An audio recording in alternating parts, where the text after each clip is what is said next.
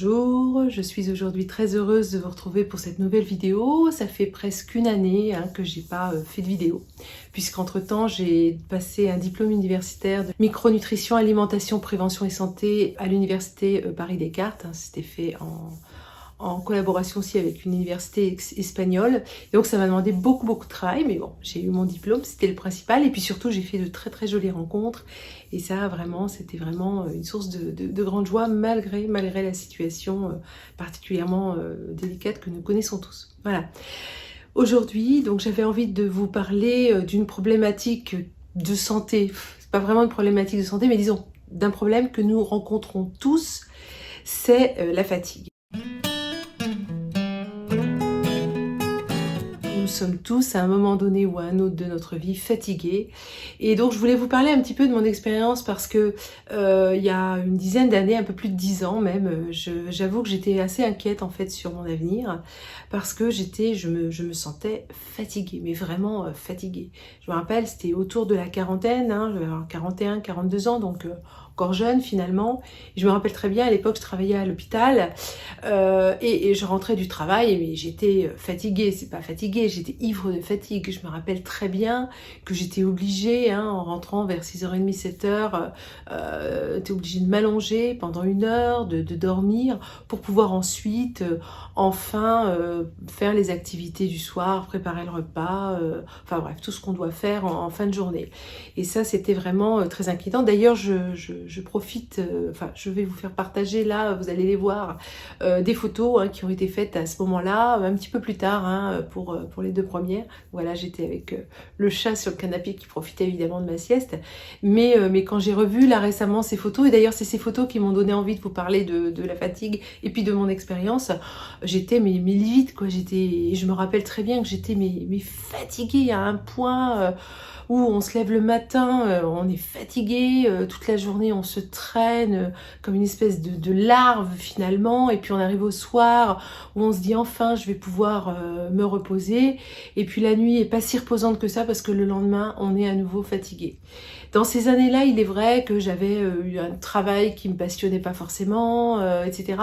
Mais franchement, j'avais pas non plus de quoi me plaindre, je gagnais bien ma vie, finalement j'avais une vie équilibrée, et néanmoins, j'étais quand même très fatiguée. Et puis, entre-temps, et ce malgré la fatigue, j'ai décidé de m'inscrire dans une école de naturopathie. L'idée étant que j'avais pas envie déjà de risquer la pathologie, de risquer la maladie. Et puis je me disais, bon, avec un petit peu de chance, eh bien la naturopathie va peut-être pouvoir résoudre un petit peu mes problèmes de santé d'une part. Puis d'autre part, de toute façon, comme j'étais vraiment dans l'envie de changer de profession et dans l'envie d'être dans une profession qui soit tellement plus en accord avec mes valeurs, je me suis donc décidée pour la naturopathie. Et c'est vrai que assez rapidement, en fait, j'ai eu des progrès. Donc je me suis quand même sentie globalement moins fatiguée. Alors comment? C'est vrai que j'ai fait une grande introspection déjà sur mon mode alimentaire. Comment est-ce que je mangeais? J'avais pas forcément l'impression de manger mal, parce que bon, j'ai toujours fait attention à mon alimentation. Si on m'avait demandé comment je mangeais à l'époque, je vous aurais dit plutôt bien, peut-être un petit peu trop de sucre, mais je buvais pas de soda, j'exagérais pas avec le café, je mangeais pas gras, d'ailleurs pas assez gras finalement.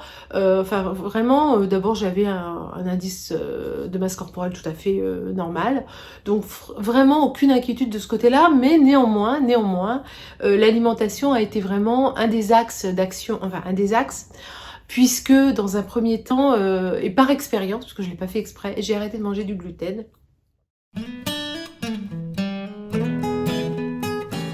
Et outre les effets sur mon transit, puisque c'était ça le but, il y a vraiment eu des effets vraiment très importants sur la fatigue. J'avais plus ces coups de pompe après le repas, j'avais plus cet état de fatigue, surtout l'après-midi. Ça allait globalement mieux. Alors évidemment, il y a eu une petite période de transition, c'était pas très simple finalement d'arrêter du jour au lendemain, mais néanmoins c'était intéressant comme expérience, tellement intéressant d'ailleurs, ça m'a tellement fait du bien d'ailleurs que des années après je ne mange toujours pas de gluten. Ça a été le premier point. Alors, est-ce qu'il faut arrêter le gluten pour se sentir moins fatigué? Pas forcément. Moi c'est vrai que ça répondait à un état de santé. deuxième chose, j'avais des carences. Alors, la première des carences qui a été identifiée, pardon, ça a été la carence en vitamine D. Entre-temps, je faisais très régulièrement dans cette période-là des grippes. Alors là, chaque hiver, j'avais le droit, j'en ai fait une bien sévère. Et donc, je suis allée voir le médecin qui m'a fait évidemment l'arrêt de travail. Et donc, je lui ai demandé si c'était possible de doser ma vitamine D. Alors, il a un petit peu, voilà, mais je lui ai dit, mais si, il y a longtemps qu'on l'a pas fait, tout ça. Bon, j'ai un peu insisté, j'ai fini par obtenir un dosage et j'étais autour de 16 nanogrammes par millilitre. Alors, 16 nanogrammes par millilitre, peut-être vous qui êtes en face de votre écran, ça ne vous parle pas, mais il faut savoir que la vitamine D, en dessous de 30 nanogrammes, on est vraiment, vraiment très bas. Entre 30 et 40, les médecins vous disent que c'est la dose convenable pour avoir effectivement une bonne calcification des os. Mais la vitamine D, ce n'est pas que ça. C'est aussi, elle est aussi très, très importante pour plein d'autres activités dans le corps, hein, pour la régulation de l'inflammation, etc. Et donc là, il faut être autour, hein, on estime de 60 nanogrammes par millilitre. Vous voyez, moi j'étais à 16 nanogrammes par millilitre. C'est extrêmement bas. Donc c'est vrai que l'adjonction de vitamine D m'a fait énormément de bien. Je me suis sentie mieux déjà, je dormais mieux. Donc j'avais un sommeil plus récupérateur, je me sentais mieux, vraiment. Et puis il y a eu d'autres carences. Alors la carence en magnésium, moi j'ai toujours été un petit peu speed, un peu stressée. Donc c'est vrai que là de prendre des doses de magnésium, ça a vraiment fait un bien fou. Et puis des oméga 3. Alors évidemment, comme tout le monde, je les ai pris, puis je les ai arrêtés parce qu'on m'avait dit il faut faire des cures. Alors moi je faisais des cures, et puis je voyais bien que effectivement après 3 mois, pendant 3 mois de cure, ça allait très bien. Et puis après, au-delà de 3 mois, bah, ça allait beaucoup moins bien. Effectivement, j'étais vraiment carencée d'une part, et puis que les cures n'étaient pas suffisantes. Donc là, depuis, je prends régulièrement du magnésium, hein, pour ne pas dire tous les jours, puis des oméga 3, etc. Et donc, toutes ces petites choses mises bout à bout, on finit par faire que je vais commencer à vraiment me sentir bien. Et puis, troisième axe qui vraiment a été pour moi très important au niveau de la fatigue, et l'est pour tous, c'est le stress. Il faut savoir qu'à chaque fois que l'on va avoir un coup de stress, alors ça peut être quoi un coup de stress? Vous êtes dans la rue, vous vous baladez tranquillement, etc. Une voiture klaxonne, vous sursautez, ça c'est le stress.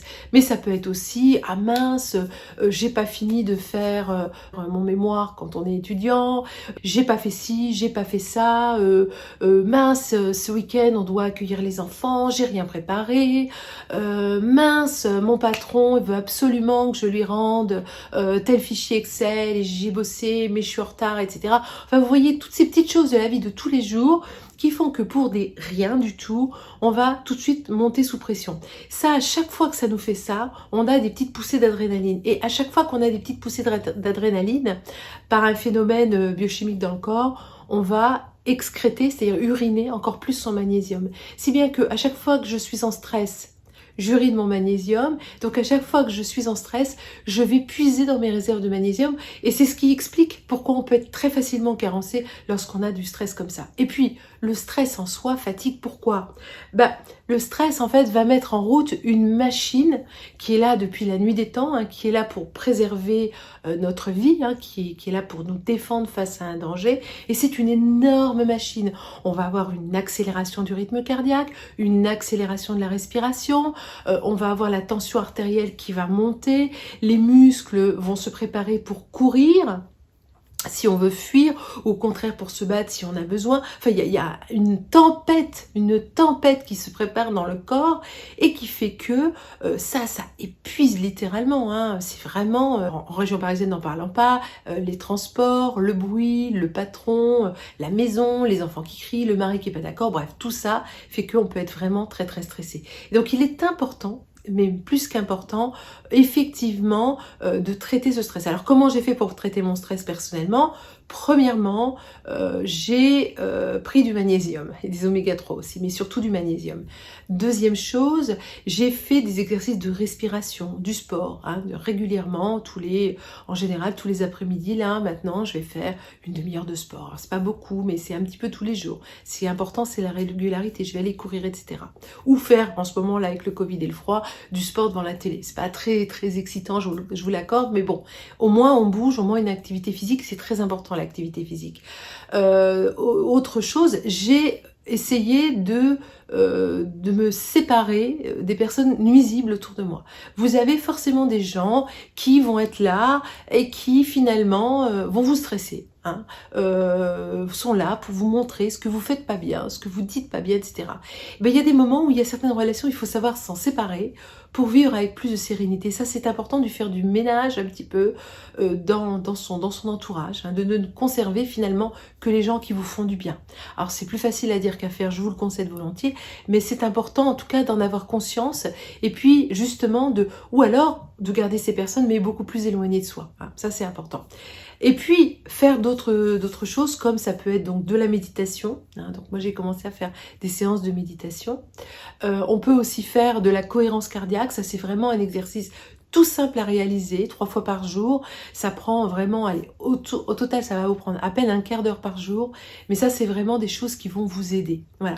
Et avec toutes ces choses-là, aujourd'hui, donc j'ai 53 ans, je vais bientôt sur 54 ans, je ne suis plus fatiguée. Je ne suis plus du tout fatiguée. C'est-à-dire que je dors 7-8 heures de sommeil en général, hein, entre 6 et 8 heures, ça dépend des jours. Je me réveille vraiment bon pied, bon oeil. Je n'ai plus de coups de mou après le repas ou dans l'après-midi où on est là. Moi, je me rappelle, il y a des moments... le coup de barre qui vous... Non, ça n'arrive plus jamais. Et puis, effectivement, la journée se passe beaucoup mieux. Le soir, je rentre du travail, je suis en pleine forme, je peux faire le repas, je peux discuter avec mon compagnon, enfin bref, toutes ces choses habituelles et normales. Hein. Donc voilà, donc il est vraiment possible de lutter contre la fatigue. Alors, comment faire ? Vous pouvez aussi aller consulter un naturopathe près de chez vous, tout simplement, qui va justement faire ce qu'on appelle un bilan de vitalité, voir un petit peu quelles sont vos faiblesses, quelles sont vos carences, parce que moi je vous parle pour moi, mais évidemment on est tous différents, donc il faut prendre ça en compte. Et puis ça va vous permettre aussi d'être un peu préventif. En tout cas, soyez-en assurés, la fatigue n'est vraiment pas incurable, loin s'en faut, on peut vraiment faire quelque chose. Voilà, merci infiniment d'avoir regardé cette vidéo. N'hésitez pas bien sûr, si vous en avez envie, à la liker. N'hésitez pas non plus à vous abonner à ma chaîne. Et puis très bientôt d'autres vidéos vont suivre, toujours sur le thème en particulier du stress, de la fatigue, du burn-out aussi. Hein. Je vous parlerai aussi du burn-out que je connais bien. Je vous remercie infiniment. Très belle fin de journée à vous et à bientôt. Merci.